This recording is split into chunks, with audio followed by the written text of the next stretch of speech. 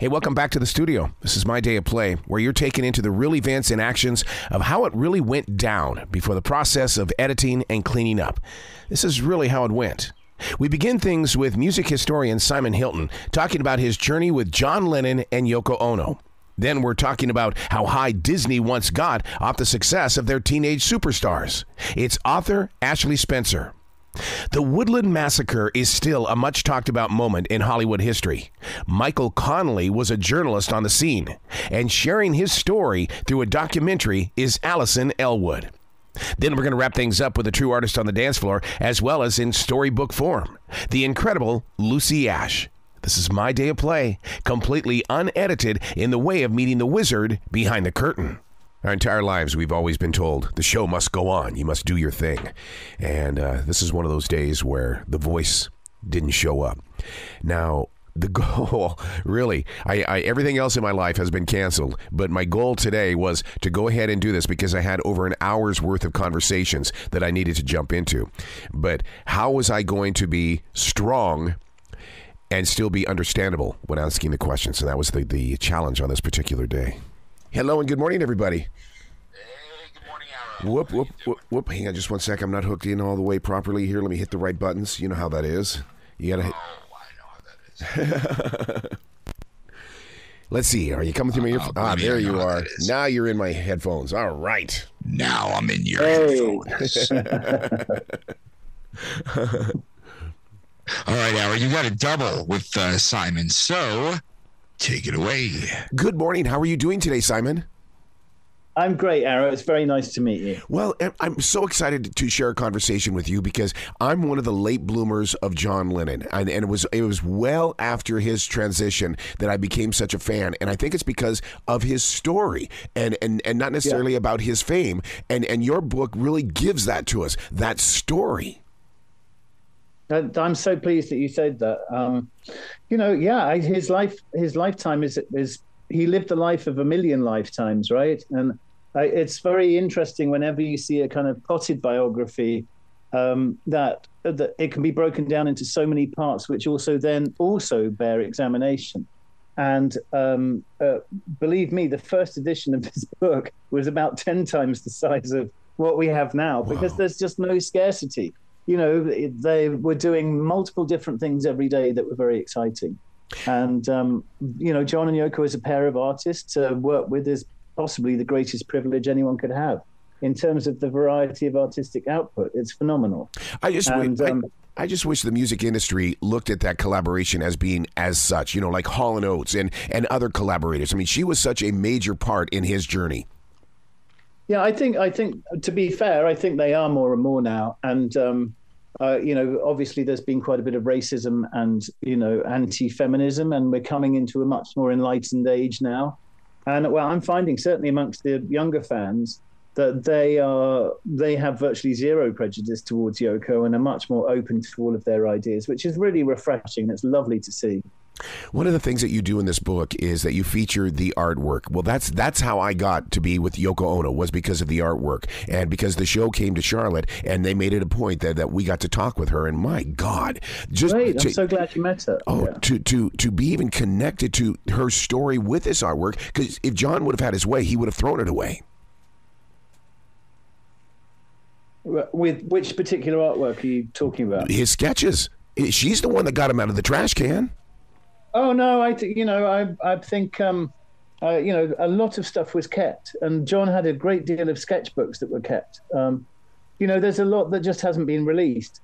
John, as far as I know, used to spend a lot of time just drawing. So yes. Where people would chew gum or smoke, he'd just sit there drawing when he had to wait for something. And of course, if you're in a recording studio for a long period of time, or you're just sort of sitting waiting, he'd get out a pen and paper and just start drawing. And there's some great stories of when John first meets David Bowie, and they just spend some time drawing one another for a while, which I think is really sweet. But he was a great sketcher, and I think that the drawing was part of the visualization process for him. Of getting ideas out of his head and onto paper. And he'd been at art college, and had studied life drawing and lettering as part of his art degree. So he was very connected to all of that side of things. You know, I think in some ways he was more of an art student than he was a musician. Yeah, because I mean that's one thing that I've always loved about him is the fact that he's almost like a stream thinker. He lets things happen and he allows it to move through him, and it ends up on a page.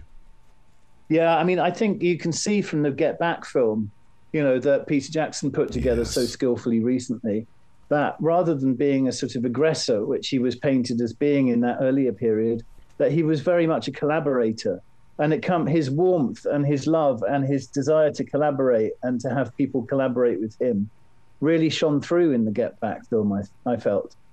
You know, one of the things that you touch on this that I wish that a lot more radio people or even just journalists would understand is that we don't know who the Plastic Ono Band is, but you go into it and say that it's more than just Yoko being there. Yeah, I mean, the Plastic Ono Band was a concept that the pair of them came up with back in 68, 69. Wow. And it was originally a plastic sculpture that had cassette players and microphones and various playback devices and cameras in. So it started off as a conceptual idea. And then the idea grew from that into it being whatever musicians were playing with them at the time, and then into the audience being that their collaboration meant that they were part of the band too, which I think is a rather wonderful idea, you know. And when you think about the virality of what you do, you know, if you're singing a song about love and people in the audience start warming to that feeling that you're singing about and feeling what you're trying to express, that's where the audience starts to become the Plastic Ono Band too. So I think, you know, in many ways, Plastic Ono Band was a movable feast. The original Plastic Ono Band was made of plastic and it was part conceptualized with Ono. But it grew into a much bigger idea. And for this one, he called it the Plastic UFO Band. So when it came to John Lennon and his music, you talked about the lyrics there. What about a song like Imagine? Because it sounds like a love song, but when you read the lyrics, it's not a love song. I think Imagine's a really interesting case in point because I think it's a punk anthem. And because the words are going completely against what everybody was, you know, quite strictly adhering at the time. You know, imagine there's no heaven, right? So if you put a rock beat to that, you could see that being, you know, naturally going with the lyrics. But because it was put across with loads of sugar in a kind of bark-like chord sequence, it's a bit whiter shade of pale, it's a bit bark, you know, with strings and very gentle. You know, it's now become an anthem. You know, it's played every year at the Olympics. It's the song that gets wheeled out when anybody has a crisis. And it's an absolutely beautiful song. And it's actually come to represent a more progressive side of thinking that opens you up to a much broader world. So it doesn't kind of pigeonhole you into one religion or thought process that makes you exclusive to anybody else. It actually opens you out to everything and includes atheism, agnosticism. I think it's really beautiful. And actually, as a structure, if you look at the way it's structured in terms of its iambic pentameters and the meter of the words, it's really close to it's really very close to an absolutely perfect poem. Wow. You know, it's through John Lennon that I truly do live a lifestyle of I love all people. I have compassion for all people. Even if they are bitter enemies, I still love all people. And to me, that was the message of John Lennon and Yoko Ono. Yeah, I think that's very true. And I think it's very interesting if you look at their lives, how much difficulty and strife they went through and how much pain and how much combating that pain and how many people were trying to rip them off and do stuff. And yet throughout that, their creative output was always been love, peace and truth. Yeah.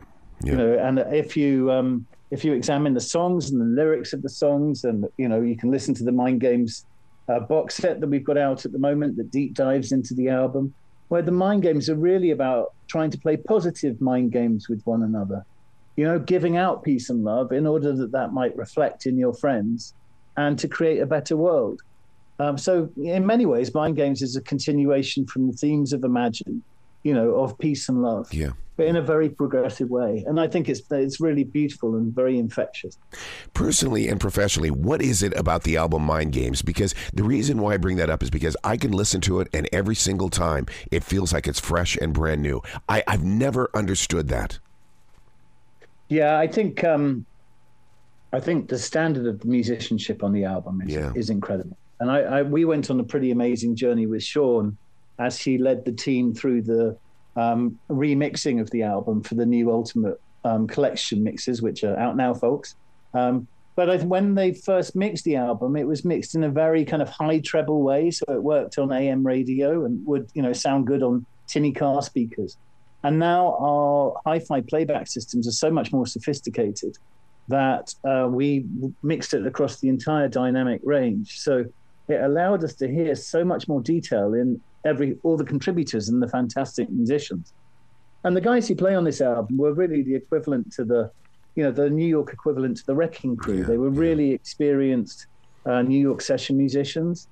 And, in the box set, we explore all of their different contributions musically and isolate some of them so you can hear the detail from what they play. But I think part of what makes the album really listenable so much is that these guys were so experienced that they knew that if there's 4 of you playing, you leave space for 4 of you and for the singer. Yep. You don't play all over the top of one another. And if there's 8 of you playing, you leave space for 8 of you. You leave gaps and room. So it's more of a conversation. And I think that's something that comes over really beautifully in the mix, is the kind of the space that it all creates. Yeah. And also the lyrics are very powerful. There's some great songwriting on this album. Yeah. Well, and I think the earlier production on the album kind of held it back from being recognized as being such a songwriting masterpiece.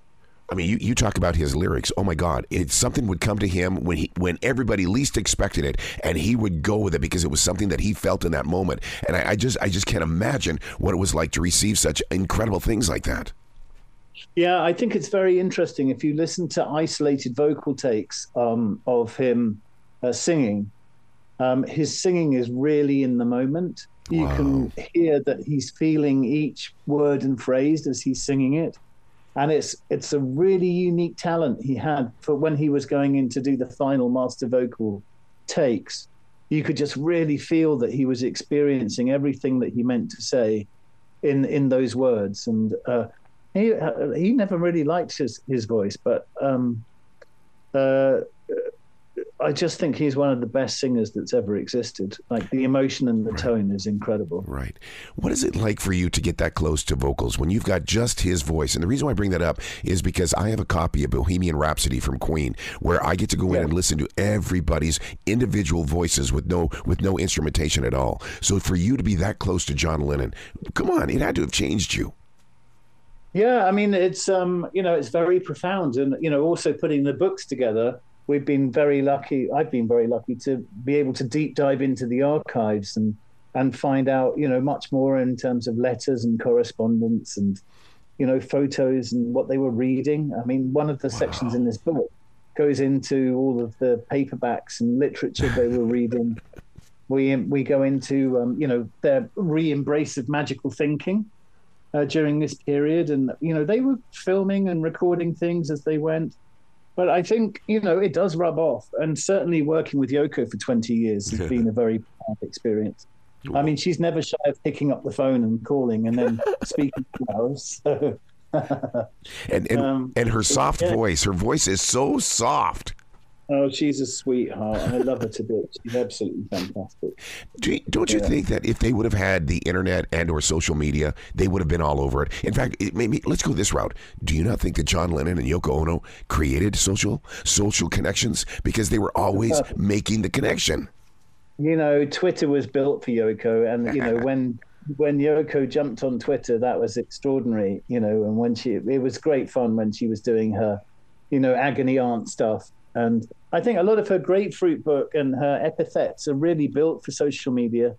Although social media has changed quite a lot, in the past few years and become fairly antisocial. Mm-hmm. I think John would have been a very powerful voice for peace. And I think he would have been very outspoken.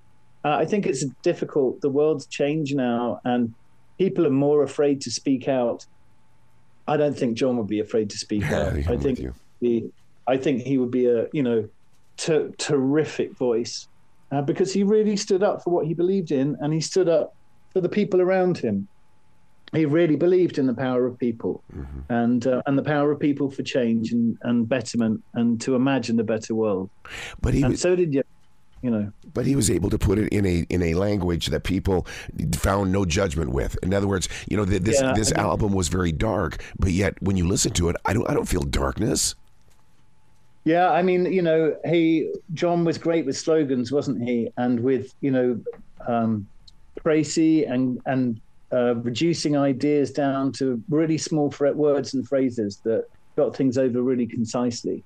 And it's difficult when you're a songwriter to try and express something very concisely in as few words as possible. And I think John was a master of that. And that's what makes him possibly the greatest songwriter that's ever walked this earth. Wow. Some of my favorite pictures of John Lennon are actually him inside that engineering studio, because I really felt like that he was part of everything. Oh, yeah. I mean, they were great friends with Roy Cicala, who ran the record plant in New York. And that it was their second home in many ways. It was a very, very familiar and loved place for them. And they spent a lot of time there. And I think they felt a lot of safety there. During this time, they were out and they were being tailed by the FBI. And, they had all kinds of people following them and wanting them. But when they were in the studio, they were in their safe place, definitely. And certainly, with John having... I mean, look, you've grown up in Abbey Road, for goodness sake. Exactly. What an incredible honor to be able to do that and to work with such amazing collaborators with Paul, George, Ringo, and George Martin, and the great engineers they had there. So, by the time John had got to New York, he was very learned about how to put sounds together and had a great deal of studio experience. Isn't it funny, though, as a musician, when you see a great musician, they make it look so easy. Like, Eric Clapton's nicknamed the slow hand because it just looks effortless. And I think that's one of the deceptive things about great songwriting, is that it comes over as effortless. But the amount of work that goes into it is so infinite. It's like the Zen painting master who sits by the river for 20 years and then does one brushstroke. And it's the most beautiful brushstroke you've ever seen. There's just so much experience and wit and collaboration that he brings in. It's just been really wonderful to discover that. Yeah. Was he? I've been very lucky. Was he a master of transformation? I mean, what I mean by that is that it seems like that he always accepted change. This is it. Let's grow with it. I think he was a move-on person. Bowie, I think, was more of a master of transformation because he would really transform into a different theatrical image. John was much more about a self-betterment, I think, and seeking ways to be a better human being. And then he'd explore different ideas. And then if it didn't really work, he'd just put it down and move on to trying something else. But a lot of John's stuff was, he didn't like the lipstick and the, all of that side of thing. A lot of his thought process was much more about being real and what's going on inside your head and how you can be better with other people. Whereas David, I suppose, is much more theatrical and an entertainer, like Elton too.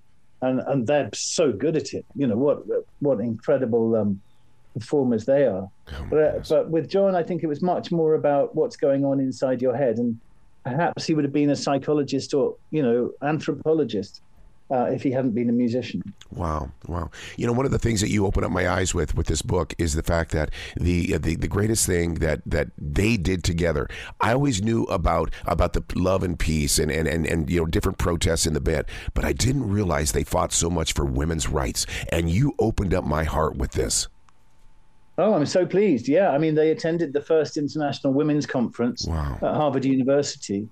And Yoko became very involved with the feminist movement at that time, and they supported Ms. magazine, and they've also, behind the scenes, put in a lot of financial support for women's rights. I think what had happened is, with the kind of macho left, the yippies, the Jerry Rubin and Abby Hoffman, I think they came to a point with those guys where they realized that they were agitators, but they were not, once the revolution was done, who was then going to lead the world? And I don't think that they felt that these guys had leadership qualities. Oh. They were revolutionaries, they were comedic, but they weren't going to lead people to, once you've had the revolution, what do you do then? What do you do then? What do you set up? What's the world? What's the plan? Whereas the feminists, I think, had solutions. The women were coming in with solutions-based offers of equality, and were discussing how to make a better world in a very collaborative way. Obviously, Yoko's a very strong woman, so of course John will be a feminist. I think anybody around Yoko is going to be a feminist. So true. And also, John was going through a big period of change in his life. So, but yeah, they remain very keen, and Yoko's still very strongly involved in the feminist movement to this day. I love it. Simon, you've got to come back to this show anytime in the future. Like I said, anytime you like, man. Just give me a call. I mean, just we've got to keep John Lennon's name in the future and keep planting it inside the hearts of the up and coming generations. I'm down, man. It's been great talking to you. Just give me a call anytime. You bet. You be brilliant today, okay? Thank you. That's very sweet. I've really enjoyed it. It's been lovely talking to you. Thank you, sir. All right. Go rest up. Okay, don't move, because coming up next, we're going to be talking about Disney and all of those teams who made the Disney Channel huge. Recording in progress. For 20 minutes. Okay. And Arrow, Hey, there you are. what's going on, man? Not much of a voice today, so I apologize in advance. I was going to say, you have a cold there? Oh, man, there's so much. Usually during the change of seasons down here with all this moisture, and now we got a hurricane that's heading this direction, so, it really does affect us. Well, don't waste too much energy trying to, just do your thing. You always do. Ashley is here, and you'll have till top of the hour, my friend. Thank you so much. Feel better. Good morning, Ashley. How are you doing today? I'm good. I'm sorry you're not feeling well. It's just, with radio people, when something gets into our voice, it's not that the body is feeling bad. It's just that when the voice is affected, I mean, it really does. It's like playing an out-of-tune guitar. It's the instrument. You need it in prime condition. Absolutely. I'm so proud of you for writing the story. And the reason why is because we have all experienced this. We just don't know the story, Ashley. Yes, honestly, that's why I wanted to do it. Is I couldn't believe no one had told this story before. It's touched so many people. Disney Channel was so huge in the 2000s, and there were so many angles to explore that I knew people would want to know what it was like to be part of that machine at the time. Well, it was so big. I mean, I've been a mobile entertainer for 32 years. And the thing is, though, is that the artists that you put focus on here, their music has put people on my dance floor. Yes. I mean, a lot of the artists that came out of Disney Channel are still some of, the biggest pop artists today, like people like Miley Cyrus and Selena Gomez and songs. I mean, Jonas Brothers, there's just so many. I love pop music, and I listen to all of these artists now, and I even think the work that they did while they were teenagers on Disney Channel, a lot of it holds up, and it's just great music. What was it about the Disney Channel's tween empire that made them such a standout? Is it because they wrote stories that everybody could relate with, or was it about fantasizing? I think it's both. It's both of those things. So what they really tapped into with the characters they had on the shows, but also with the talent they were casting and finding, is they found people that felt aspirational and cool when you're, 10 years old, 11 years old, someone who's slightly older, who has cool clothes, who is fun, but also a little bit, they're a good role model, they're mostly good at school, those kind of things. But they also feel like someone who could be your best friend, that's going to be nice to you if you went up to them and just met them in the wild, that they wouldn't be a mean girl. And so they really struck that balance of relatable yet aspirational. And then when you add in the music elements, there have been studies that the music you listen to as a teenager shapes your music for life. Like there are things that just get so ingrained in you at that age. You're still figuring out who you are as a person. You develop a lot of attachments to the entertainment you consume as a kid. So not only do you have them hitting music and TV, it's just constant. It's, they're playing these shows all the time. Disney Channel is in so many homes by the 2000s. They're able to really just be a part of kids' lives in a huge way that they previously weren't. But how many of them went through the evolution that Miley Cyrus did? Because, I mean, first of all, everything was Hannah Montana, Hannah Montana, Hannah Montana. And then she had to make that choice to become Miley Cyrus. I don't know any other story or any other person that went through this. Miley is really unique from day one. So Miley obviously came from a musical family. Her father was Billy Ray Cyrus, who had a hit in the early 90s with Achy Breaky Heart. He had a really strong outside music management team, which then carried over to Miley. And she was, being managed by these people who were really savvy in the music industry. And what that did, and she obviously had incredible raw vocal talent as a 12-year-old. I mean, she already just blew people away. That was a huge reason why they cast her. She was not the best actor. She was not the most experienced. She was a bit of a loose cannon. They didn't know what she was going to do next, but she was so charismatic. She had that it factor and she had that musical talent. And so you have her coming in, bringing this kind of musical background along with her. And that's able to give her a little more influence than what previous and post Disney Channel stars were able to do, because they kind of shaped her music. And then Hannah Montana got so huge that made Miley so huge and so famous. And she became so valuable to the Disney Channel brand that she was able to push those limits more than anyone before her ever had. Wow. I think I fell deeper in love with the skills of Miley Cyrus when Stevie Nicks embraced her. That was my generation accepting Miley Cyrus. She's incredible. And I think she's so unique. No one has a voice that sounds like Miley Cyrus. Right. When you hear her sing, you know who's singing. And I think that's a big part of the appeal, is it's not just a cookie cutter manufactured voice that you might expect coming from this sort of machine. Like, she was just her own self from day one. And Zac Efron, to me, he is the Kurt Russell of this generation. I mean, because he was such a punk little kid, but now look at him. I think his acting skills are just amazing. Yes. Did you see The Iron Claw? Yes, I did. I experienced that thing. He was robbed of an Oscar, in my opinion. I think he gave an incredible performance. It was so touching. He is so talented, and he always had his eye on that prize. He knew he wanted to be a movie star from the time he was a young kid, and that's really what he worked towards. And High School Musical was the vehicle that let him get to that broader stage. Well, I mean, the High School the Musical is still inspiring people, because I just did a conversation with somebody that does Kindergarten the Musical. I mean, it's all connected, and we love stories like this.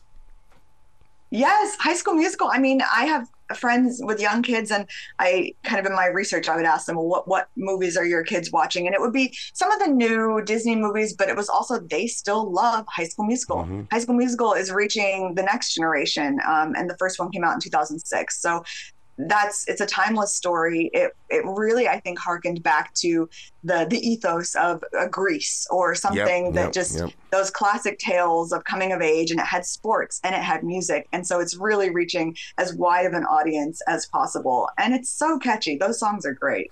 And it was so powerful. And the reason why is because, I mean, I did proms back in the early years, and they were all based on High School the Musical. And if I didn't have that song, oh, how dare I even go into that school. The High School Musical soundtrack was the #1 album of any album in 2006. And it did not get mainstream radio play. They were on Radio Disney, but these are like musical theater songs on kids' cable. It's mind blowing to me, the level that it achieved and how wide it went. Well, I've always credited Disney with High School Musical and all these other ones for being in a proper position in why we love dance today, Dancing with the Stars, and So You Think You Can Dance. I think it's because of this generation. That's really interesting. I think so too. I also have something like Glee, which came years after High School Musical, which is obviously a little bit more mature show. But what happened, because it was a few years after High School Musical, the kids that had grown up with High School Musical and became primed to love singing and dancing, suddenly Glee is there waiting for them when they're a little bit older, teenagers. I mean, in theory, she could have. She does have Disney connections, so she actually co-wrote. Yeah, she co-wrote the song "You'll Always Find Your Way Back Home" from the Hannah Montana movie. Wow. And she also has a cameo in the movie and sings one of her original songs called "Crazier." And she was kind of in that world on the periphery. So she was good friends with Selena Gomez at that time. She and Miley performed at the Grammys together. She was always kind of bouncing around that world, but she was her own kind of individual independent star from day one. She wasn't part of this TV world.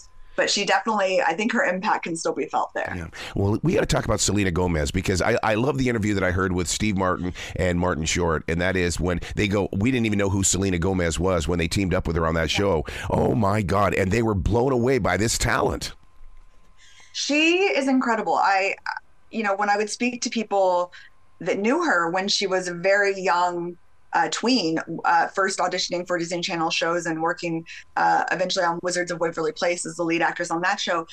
She adored Friends. She studied Jennifer Aniston's mannerisms and the comedic timing when she was a little kid. She and her mom used to watch all of that. And I think you can see that even in her performances today. But she just has this wonderful dry wit and delivery.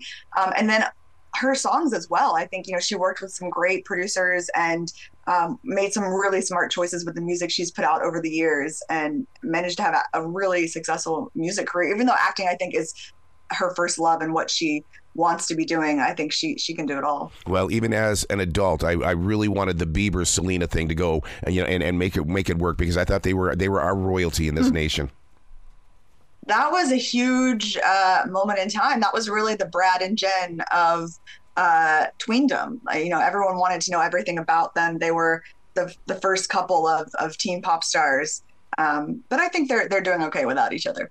Christina Aguilera, my God, to this day, that voice, that presence that she brought. I mean, the people that found these talented children just blow me away, because they saw something the rest of us had to catch up with. Christina Aguilera, I mean, she got her start on the all-new Mickey Mouse Club in the 90s, and she was tiny, the tiniest little thing with the biggest voice. Also, they're going around the country, and they made a deliberate decision to not cast kids out of New York or LA. So they're going to smaller towns, regional hubs, Canada. They're looking all over to find kids that had what they really valued, which was this level of authenticity and relatability. They didn't want kids that felt like child stars, that felt like they're delivering lines and they're polished performers. These were kids that just had raw talent, and they brought that to the network and to the performances. And then I think that really laid the foundations for what you saw with Christina's success in the late 90s with Genie in a Bottle and all that. And that was on non-Disney record labels. So they began bemoaning the fact that they were not part of that rise and her stardom then. But I think, the foundations were really laid at Disney Channel. I was a huge fan of the Jonas Brothers on TV. And then we all thought as fans, oh, they went away. But then they came back as a big, great band. And I've been with those guys because they've got a connection to the Carolinas. Their family has a restaurant just up the road here. Yeah. And oh my God, I mean, they are such down-to-earth, everyday people. Mm-hmm. That was something that, again, when I would speak to people that knew them as teenagers, someone said when they were working on their Disney Channel sitcom, the first day when they, called cut, and the brothers went around to every single person working on that set and individually shook their hands and thanked them for their time. Someone said, well, I was a little bit skeptical, like, what is this act? And then you quickly realize, no, that's just who they are. And they've been raised in a way that is a huge value their family put on them, that you appreciate the people around you, that you're recognizing everyone is contributing to this machine. The Jonas Brothers had some serious competition. I mean, all those boy bands. And of course, what about Hanson? I was a Hanson girl as a child. But yeah, so actually Hanson, so the Steve Greenberg at Columbia Records is who, and he was at Mercury before that, and he is who kind of discovered Hanson, and then later was the ones who brought Jonas Brothers into the Columbia fold. So there's that connection. The through line goes there, and I think the girls that were the fans that were Hanson fans had kind of aged out of that demo by the time Jonas Brothers came along. So they just kind of tore. Imagine if Jodie Foster or Kurt Russell, wow, this whole entire tween thing with Disney would have been, much, much earlier. I don't even know. Maybe they could have sang. I don't know. Maybe that just wasn't something they even considered, that they could tap into a Jodie Foster pop album. Who knows? Wow. Well, what did you learn about doing this project? Because, I mean, you had to as a student. Yeah, I think I learned so much. I think the idea we have of Disney being this all-powerful corporation that is a machine, that everyone is working together to achieve a common goal. And especially wasn't the case in the early 2000s and 90s, when these divisions were very hesitant to come together. Everyone was pretty competitive in their own lane and didn't see the value in Disney Channel itself. So the record labels originally didn't want to take on Disney Channel talent. Hollywood had Insane Clown Posse. They had Queen's back catalog. Like, they were trying to be a different kind of record label. And it wasn't until you have these individual executives really kind of pushing things along and fighting this uphill battle to say, hey, let's try this. Let's see what works. And they all start realizing this is a lucrative endeavor. Let's get on board. You know, somebody we haven't talked about, and he's going to step on my foot if I don't bring up his name, Justin Timberlake. Oh, my God. We're talking future rock and roll Hall of Famer here. Yeah, another all-new Mickey Mouse Club kid. And it was really interesting. So the acting coach on the all-new Mickey Mouse Club spoke to me for the book, and he was part of the kids' auditions. And they would, because this is the 90s, they had pieces of paper when they would come in an audition, and they would give them letter grades in different categories. And so he shared with me these grades and his comments from the original auditions. And I think Justin Timberlake got a B+, and his note was raw but good. So he just had that something special as a young kid, that he might need a little polishing, he might need a little bit more guiding, but something special was there. Would you say that their musical success later on in life was because they were actors first and they knew how to deliver a line? That's interesting. Maybe, but you also have someone like Miley Cyrus, who acting did not come naturally to her. The music came easily to her. It took her a long time to learn the difference between stage left and camera left. Yeah. And so acting was a bit slower for her. But I think the foundations at Disney Channel, Selena Gomez has talked about the work ethic. And I mean, it was a huge load for these kids to carry. There was a lot of pressure. There was a lot of publicity they were doing. You know, they're doing interviews when they're 14 years old with adults day in and day out. So, I mean, the life of a child star is a very strange place to be. And as a Disney Channel star in particular, you have these pressures of being a role model. But I think for the ones that continue in entertainment and wanted to continue being in the spotlight, that foundation probably served them well in a lot of ways. Do you think Disney can rebuild this empire?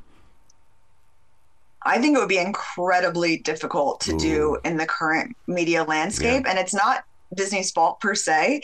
It's the way that kids consume content, the way that we all consume content is not what was happening 20 years ago. You don't pick up a remote and turn on a TV as a child and have the option between, am I going to watch Nickelodeon today or Disney Channel? And I'm just going to turn it on and hours are going to go by where I consume everything you show me. Now kids all have phones. They are watching YouTube. They're forming attachments with a TikToker, and they just share viral memes and videos. And so those are very fleeting transactions. You're not loyal necessarily to a show in the way that you were with Hannah Montana, with Lizzie McGuire, but and some of them are. I mean, you might be a huge fan of this individual TikToker, but what's happening is, are all of your friends a fan of that same person, or are they liking someone different? You don't have that shared experience. You don't have 17 million people watching the premiere of High School Musical 2 together and being able to reminisce about that a decade later. So I don't know what the future holds. Well, Disney would have to go to something of a format of, it has to be 30 seconds long and you better solve the mystery in 25 seconds. They've tried different things. There was a show called Bizarre Bark, which is actually where Olivia Rodrigo got her start on Disney Channel. And yes, and that the premise of that was that it was two girls making a YouTube style show. So they tried to put it within the show that they're doing these little short form sketches. And so they've tried different things, but Olivia Rodrigo, she didn't break out until she was on High School Musical, the series, which was a Disney Plus show. So that's now beyond Disney Channel. And then her music, none of that was on a Disney record label, her solo music. She signed with Universal Geffen. And so she's able to do a lot more edgy work than what she would have been beholden to as a Disney Channel music star. Wow. Ashley, you've got to come back to this show anytime in the future because I love your storytelling capability. Oh, thank you so much. I'm happy to. All right. You be brilliant today, okay? Thanks, you too. Laurel Canyon has always been famous for the music that came from there. But did you know about the Wonderland massacre? Oh, we're talking about it next. Michael, how are you doing? Fresh. How you doing today, guy? I'm all right. How are you doing? Oh man, my voice is thrash, so I'm probably going to be sounding like a K95.5. every jock wants to have a voice like that, man. We'll call you Arrow Thunder for the rest of the day. There you go. These folks are all yours. Take them till 29. You guys, this is just an amazing project. I mean, and one of the things that listeners need to understand that this didn't just happen. You guys have held on to this for so long. Well, it's a hard story to wrap your arms around because decade by decade, there were new twists and turns. And, that was part of what fascinated me with the project, and I'm sure Alison as well. Well, Michael, how did you even get your hands around this? And I think there's probably still things that you haven't got your arms around yet because, I mean, like you said, it just keeps changing. Well, I moved to Los Angeles in the mid-'80s, and this was right in the middle of this case. There were multiple trials in the 1980s, and then it was totally an unrequited justice story. But then it reemerged after 2000. And so it is a story that keeps giving. And so it's fascinated me for a long time. And by virtue of my former life as a journalist and my more recent life as a novelist, I ended up knowing almost all the detectives that were involved in this case. And they talk about it from time to time. They introduced me to Scott Thorson, who's kind of like our through line character, who carries a lot of the story because of his fascinating life and story. And, so at one point I said, I should tell this story because there's been movies, there's been books, there's been other documentaries, but nothing that really kind of brought it all together. Yeah, because many of us read about this story through the National Enquirer, and therefore we drew up our own, interpretation of the storyline itself. Yeah, this is the kind of story that goes from the National Enquirer to the New York Times, which I love that they looked at Scott Thorson, called him the Zelig of awful, and I think that really kind of wraps up what he was about. But yeah, I mean, this is a story that not only all levels of media, but it touches all levels of society and has a kind of a historical importance, to me at least, about how this villainous drug dealer in Laurel Canyon really was part of changing society. Well, Alison, you had to have been called into this because the story had to be told. I mean, this wasn't this pretty much in your backyard? No, not really. I had just finished Laurel Canyon, A Place in Time, which is about the music scene in Laurel Canyon and the bucolic neighborhood and these houses where all this creativity happened. And this story was the negative image of that. And so I was intrigued to dive into it with that in mind, because it's like things had turned upside down. How do you go from a project like that? Because I was addicted to your documentary and I felt like I still didn't get enough, but now you're on the opposite side of that, showing something else. Yeah. And we wanted to take a very, film noir negative image approach to this. And I wanted, they had been doing the podcast, and Michael had shared with me some of his interviews that he had done with Scott in preparation for that. And they were Zoom interviews, and I could see the kind of cat and mouse game going on. And we've got to get this on camera visually because it's so interesting seeing, Michael push Scott for answers, because the answers sometimes seem so outrageous. Mm-hmm. So California, the way I look at it. Yeah. So Michael, I love this about the storyline. There's a little truth in every lie, and you had to go through that and figure out what was the truth. Yeah, I mean, it was really when Alison said she wanted me on camera interviewing these people, I first was probably reluctant, but then I realized, I've been watching and writing about detectives for 40 years. And now it was my chance to be the detective and to answer the questions. And that was the thing. Scott Thorson is the through line of the story. He was the guy who was in the wrong place at the wrong time. He had knowledge about the origins of this quadruple murder. And, he's also almost a lifelong drug addict. So it's one of these things where you have to parse his answers and confirm stuff or deny it. And he told some outlandish stories, had like an outlandish life, but most of it we were able to document. And what you see on the screen we stand behind. I stand behind because of the way we went about confirming details, through documents, through prior interviews, through detectives having to solidify his story before they would allow him to testify in court and so forth. And that to me was my through line. That was fascinating to me. And I think that is, Alison captured that on the film. Yeah, I can't imagine what you had to go through with that footage, Alison, in the way that, it's all there, but there was always more that you could find. Yeah, I mean, there's amazing archive material that we were able to dig up on this, and including like this when Scott gets shot in Jacksonville, Florida. I mean, who would have thought there'd be local coverage of that? And that was like amazing. And then the young interviews with Scott, we don't reveal until the 4th episode where those interviews come from, and when it's revealed where they come from, you're just even more shocked. When you went out to L.A., Michael, was it something was it the fantasy jog out to L.A.? And then when you got there, it's like, oh, there's a bigger story here than I could ever imagine. Well, I think that's pretty much what happens in L.A. There's always roots and stories that anything can be blown up bigger than it appears at first. I was a journalist for a long time. I covered crime for like 14 years for multiple newspapers, and really felt like I came home when I moved to LA in the 80s. And, my ultimate goal was to write novels, but I viewed my journalism career as research for that. I loved watching detectives work and writing about these kind of cases. And this one is very novelistic to me. You have an unreliable narrator in Scott Thorson. You got to check out everything he says. As one of our detectives says in the documentary, he talks out of both sides of his mouth. Yep. And then you have a villain in Eddie Nash who, every novel has to have the detectives, the cops going up against a really strong adversary. And Eddie Nash is the guy who kept slipping through their fingers. Alison, did you ask the question many times? How many killers could there have been here? Yeah, I mean, I think that the detectives all pretty much feel that it had to have been at least 4 to 5 people that went in there to have done that damage, that much damage that quickly without, because they didn't even have time to wake up. Only one of them fought back. Scott was the only survivor, so therefore, did he go through a spiritual journey? Do you know, Michael?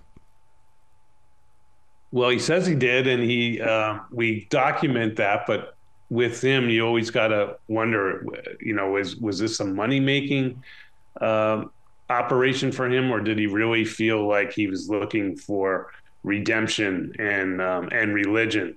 And I think the viewers are going to have to decide that. I think we make it pretty clear that he is a guy, no matter what situation he is in, he thinks about, how can I benefit? How can I turn this towards me? How do I benefit from this? How do I make money? How do I buy drugs? Wow. Alison, I mean, one of the things that's very interesting here that listeners need to know is that, we all think of California being the city that it is, and we think of, in the 1980s with the drug abuse, that's Compton. That Compton had that image. But in Laurel Canyon?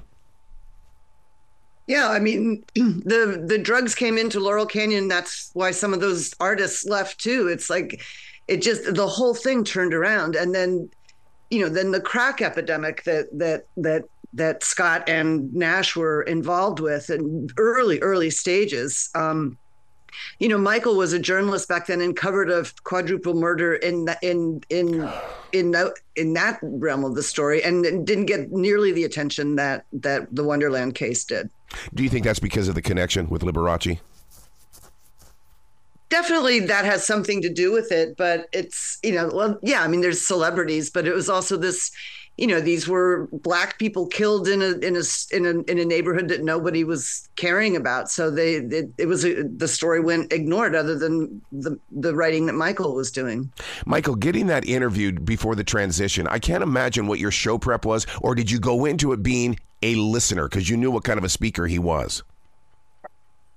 I was somewhat prepared. I've had a relationship with Scott for, I guess it was going on 4 years. When I first started talking to him, he was actually in prison in Nevada. And then he was on a probation where he couldn't leave Las Vegas. So I did a lot of Zooms with him. And I did a podcast with him. But as Alison said, the podcast can't even touch what we did in this documentary, especially with all the visual archives and how all that is pulled together in these 4 parts. Well, Alison, the directing and the producing of this at the level that you have, to me, this embraces so many needs that we do as podcast listeners as well as documentary people, because you've got true crime here, you've got journalism, you've got a storyline here. I mean, you're covering every single plate. Yeah, I mean, this story, it couldn't have been a richer story to dive into. And again, with all of the amazing archival material we found. And we wanted to have it, have a film noir look. And we, stylized our recreations that way. Even the shots of Michael driving around LA are kind of moody. And we wanted LA to be a character in this and to have a presence in this story as well.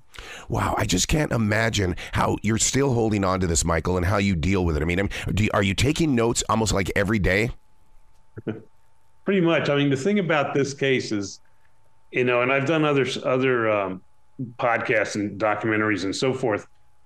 And sometimes or most of the time, people are reluctant to talk about cases way in the past. And this one, from the prosecutors to the detectives who kept passing the baton of the investigation, they all wanted to talk. And I think that comes back to how it's all stuck in their craw that people got away with this. And there were some levels of justice, but ultimately justice was not served in this case.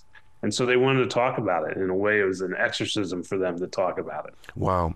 I love the title of the episode, The Heat of a Cold Case. That is so like, oh, I've got to dig into this. Yeah, that came from a line from Rick Jackson when he and Michael were talking. That's right out of that scene. So what did you learn from this project, and what do you continue to learn from it, Alison? Because, I mean, once again, this is a story that just, it's so Hollywood. Yeah, I mean, it's Hollywood, but it is, it's about society and how things can, this darker side of what happened there with the crack epidemic. I mean, to think that Nash and Scott were that involved in something so early on that the cops didn't even know what was happening. Wow. Now, Michael, will the two of you continue to have a collaboration? Because there are mysteries all over this nation. Yeah, no, I hope we do. And we're talking about something, the subhead, as you mentioned, The Secret History of Hollywood. That is attractive to us as journalists, as filmmakers, but I think it's also attractive to viewers and people who are drawn to the genre of true crime. And I think that's our strike zone, and I think that's what we're going to talk about, doing something else in that regard. In 1990, Scott testified against the alleged mastermind. I mean, that had to have been a very, very tight room. Oh, yeah. I mean, it's funny. The alleged mastermind. What a hook just to say we have a story with a mastermind. You need a big villain and a really villain who's difficult to bring to justice, and we have that in the story. And as Alison said, the archival stuff that we got in this, that dramatic testimony of Scott Thorson, which we have in the film here, it's really gripping. And then to go from 1990 and an interview we did with him earlier this year, it's really a fascinating journey. It's so funny that we talk about 1990 like it was just yesterday, and yet, I mean, the story itself feels like it is today. I mean, I guess we give you the credit, Alison. Yeah, I mean, I guess because this story took place over so many decades, and each time something new was being revealed, that it feels like it takes us up to present day. But it was really 2001 when this basically ended. Wow. Well, we got to give your team kudos, because you had a whole team with you to create this, Alison. Yeah, we sure did. We had amazing producers with Jen and Nick and Tess Ranahan and brilliant editors, and the whole editorial team was amazing. And it was a lot of work to get it to make sense, but we finally got there. Did they sit in rooms and talk about it to see if they could solve the crime? No, not really. I was just going to say, we were kind of in awe of the detectives who carried this case through the decades, that they didn't give up, that Most of them are retired now, or they all are retired, although some are volunteer cold case investigators. And if they could, they'd be working this case right now. Yeah, let's talk about those investigators, because you even said it a little bit earlier that so many people are tight-lipped about the different crimes. How were you able to get inside and really pay attention to what they felt and experienced? Well, I think I was lucky. Some of these people I knew when I was a journalist, and then some I met as a novelist. And I think detectives are kind of like reticent to open up their world to you. Mm-hmm. But in my novels, I would say the overall theme of everything I've been doing in fiction is to explain what this job is about, what it takes to do it right, when you go into human darkness, as a matter of course, some of that darkness gets into you. And those are the themes of the books I write. And that has connected me in ways to real detectives who know I'm trying to get it right. And so they are willing to talk to me. And I think that was very helpful. So coming to them, not as a former journalist, but as a novelist, I think really kind of opened up some doors for us. How has this documentary with Alison changed you as a podcaster?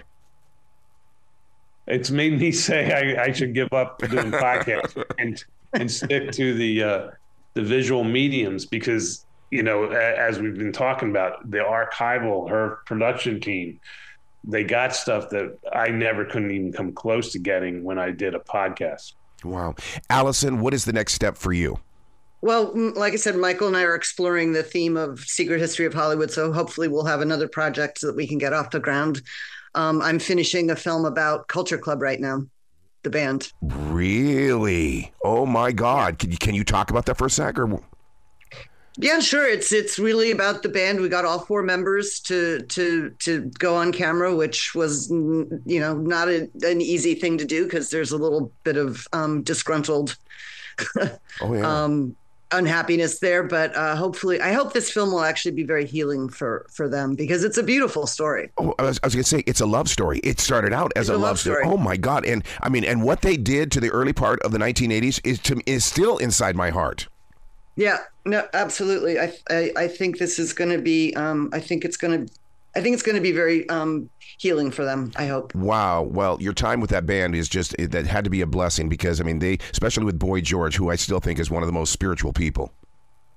Yeah, I have a picture I saw the eclipse with Boy George last year. Oh, that's awesome. Well, when that comes out, we've all got to get back together again. Okay, guys? Sure. Excellent. Yeah. Well, you be brilliant today. Okay. Thank you. Thank you. So much fun, so much excitement. So what happens when you mix ballet with a good drama, one that takes place in 1943? Well, that's what our next conversation is all about with Lucy Ashe. Hello and good morning, Lucy. How are you doing today? Hi, I'm doing really well, thanks. We got to talk about this book cover before we even jump into the storyline here, because this book cover belongs on walls all across the planet because it's so beautiful. I agree. I adore it. I think the combination of the dancing with the London scene and the fairy tale elements is perfect. And it totally sets up the time era that you're talking about inside the story. Yeah, so the novel is set at the end of the Second World War, and it goes back a little bit into the 1930s, but it's very much a period novel of that time. What was that like for you to visit that as a creative person? I love writing historical fiction because I find that the research element is very inspiring for me. I spent about 6 months researching for this novel before I started writing it. So reading memoirs from dancers at the time, books about the experience of being evacuated as well in the Second World War, which was a large element of the book. I also went to archives at the Royal Ballet School, which is where I trained, and looked at archives at the Royal Opera House. So to be able to immerse myself in a very, very real historical productions, ballet performances, but also just what it was like to live during the Second World War was inspiring. And the plot of the novel emerged out of that research. See, I'm always inspired by people who go back into research, and especially when it comes to the Second World War, because it's a time period that's going to be forgotten if we don't have writers like yourself to bring out stories such as this. Yes, and for me, it was wonderful to be able to write a novel that was about a story about the Second World War that's not often told. It's set among the real work of the Sadler's Wells Ballet Company, which is a company now we know as the Royal Ballet Company. But they had this amazing journey during the war. For a start, they put on so many productions. They continued to choreograph productions. They traveled all over the United Kingdom. They brought a lot of entertainment and inspiration and escapism for people. But they also were sent to Holland in 1940, to The Hague, when Holland, the Netherlands, was still neutral. And it was while they were there that Germany invaded, and they had to be evacuated, hidden in this countryside house in the woods, and then evacuated on a cargo ship. And it's this wonderful story that of art, of dancing, of the kind of bravery of people we don't necessarily always think of as related to the Second World War. And I really wanted to highlight this story and talk about the ways in which art is so important during times of conflict. Oh yeah, and art is born from darkness, and isn't that what your character is all about? I mean, a dancer with a hidden past. To me, that's where the art begins. Yes, my main character, Briar Woods, she's a ballet dancer, and during the war, it's a very formative time for her. She has a very close relationship with one of her best friends, but she also loses one of her best friends, and she feels that she is to blame for that. And she is struggling to come to terms with the decisions that she made and the friendship that she prioritized.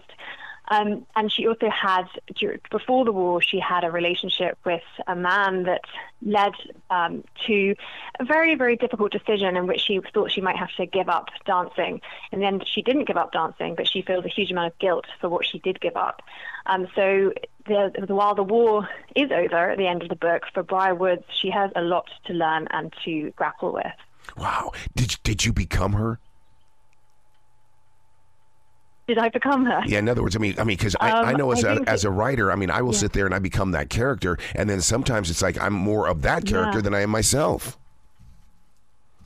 Yeah, and this was a really interesting thing for me because Briar Woods is such a flawed character. She makes decisions that are clearly wrong, but they're so understandable from my perspective. When I was writing this, I loved her. I really understood what she was going through. I felt the pain of her past and the experiences she'd had and the confusion she had. She doesn't really know how to define herself because men have looked at her a certain way that's made her unsure who she is. And I suppose I felt very close to her. So it's very interesting reading reviews now because some people love Briar Woods and they feel the same way, but other people think that she's so flawed that makes her quite unlikable. And I'm not trying to write likable characters. I think I'm trying to write human characters with flaws and features that we can understand. But it's fascinating to me how divided she is for readers.